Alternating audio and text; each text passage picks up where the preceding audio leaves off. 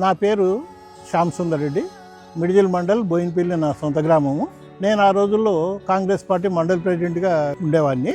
రేవంత్ రెడ్డి గారు ఈ ప్రాంతంలో ఇండిపెండెంట్గా పోటీ చేయాలి అనే ఉద్దేశంతో వచ్చి నన్ను కూడా కలవడం జరిగింది. అయితే వారు నాకు వచ్చినప్పుడు ఒకటే చెప్పాడు, ఇక్కడ ఇండిపెండెంట్గా పోటీ చేసి నేను ఈ ప్రాంతాన్ని గోపాల్ రెడ్డి గారిని స్ఫూర్తిగా తీసుకొని ఈ ప్రాంతం అభివృద్ధి కొరకు నేను బాగా వర్క్ చేస్తా, అందరికీ పని చేసి పెడతా అనేది, ముఖ్యంగా ప్రజలందరికీ అందుబాటులో ఉంటా, అన్ని విధాల సేవ చేస్తా, అభివృద్ధి కార్యక్రమాల్లో ఖచ్చితంగా సహకరిస్తానే మాట ఇచ్చి ఈ ప్రాంతంలో ఇండిపెండెంట్గా పోటీ చేయడం జరిగింది.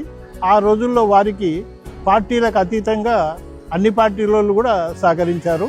గెలిచినాక మొదటిసారి వచ్చాడు, గెలిచేదాడు చాలాసార్లు వచ్చాడు. ఫస్ట్ మా ఊరికే తన నిధులతో స్కూల్ గదులు శాంక్షన్ చేయించాడు.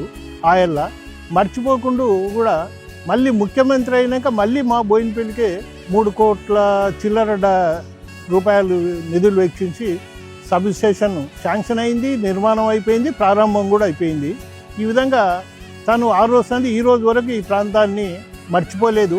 డెవలప్మెంట్ విషయంలో ఈ మండలం పేరు మీద ముఖ్యమంత్రి కావడంతో ఇది ముఖ్యమంత్రి గారి ఒకప్పటి జడ్పీటీసీగా గెలిపించిన ప్రాంతం కాబట్టి అని నిధులు కూడా బాగానే వస్తున్నాయి ఈ ప్రాంతానికి.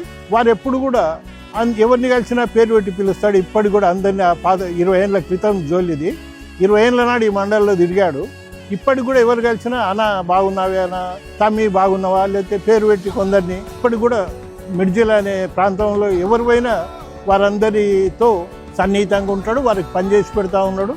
కాబట్టి వారు మా ప్రాంతంలోకి వెళ్ళి గెలిచి ఈ రాష్ట్ర ముఖ్యమంత్రి కావడం మా అందరికీ, మా మండల ప్రజలకు ఎంతో సంతోషదాయకమైన విషయం.